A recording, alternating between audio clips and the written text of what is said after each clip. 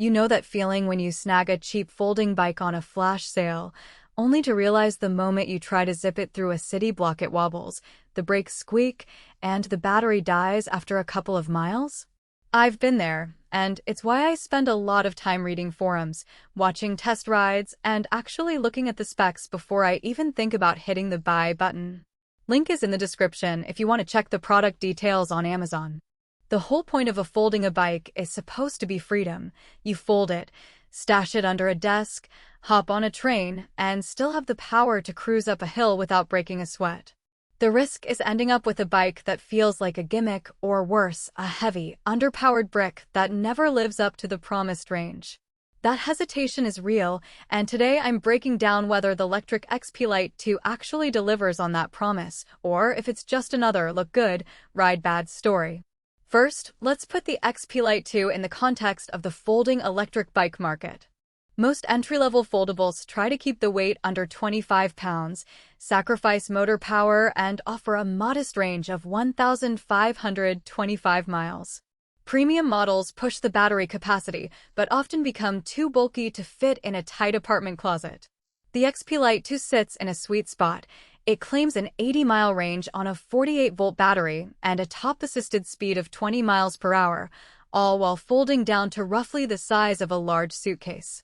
It's not a featherweight. At about 45 pounds, it's heavier than a standard non-electric foldable, but it's light enough that a single person can lift it onto a train platform without a crew.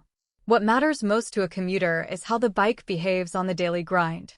I've taken the XP Lite2 out on a typical weekday commute, a 6-mile ride from a suburban apartment to a downtown office, with a 3% incline at the midway point. The 300-watt rear hub motor, which peaks at 819 watts when you hit the throttle, gave me a smooth surge when I needed it. On the flat stretch, the pedal assist mode 3 felt like a gentle push, and the battery gauge on the LCD stayed in the green for the entire trip. The hill was where the real test happened. The motor's 28 Nm torque handled the grade without the motor whining or the battery draining dramatically. I still had roughly 70% charge left when I reached the office, which suggests the 80-mile claim isn't just marketing fluff. It's realistic if you're riding at moderate speeds and using the assist responsibly. Now, let's talk about the folding experience. The frame uses a quick-release hinge that locks firmly when you unfold, and the process takes about 15 seconds from packed to ready. The battery is integrated into the rear triangle, so you don't have to detach it before folding. A big convenience if you're juggling a coffee and a briefcase.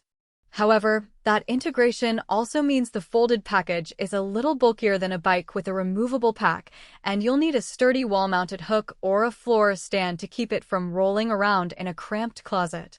If you live in a studio with limited floor space, make sure you have a dedicated spot, otherwise the bike will be a daily visual reminder that it's not a set-a-tan-forget piece of furniture. Practical strengths are where the XP Lite2 shines. The hydraulic disc brakes with 180mm rotors give you confidence, especially in wet conditions.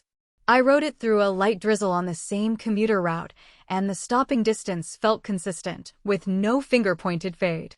The LCD display is straightforward. You get battery level, speed, distance, and assist level at a glance, which is exactly what you need when you're juggling traffic lights and a tight schedule.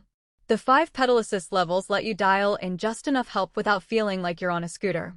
If you're in a city where you have to navigate traffic, the throttle mode is a handy escape hatch for those moments when you're stuck at a red light and want a quick burst to move ahead.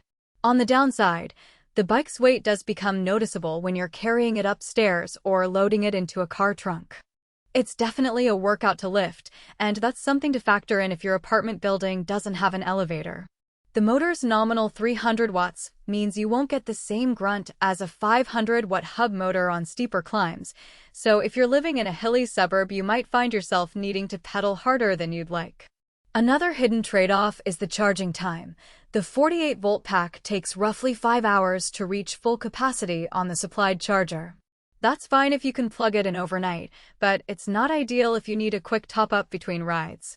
Finally, the price point sits higher than a basic folding bike and even above some mid-range bikes that don't fold, so the value proposition hinges on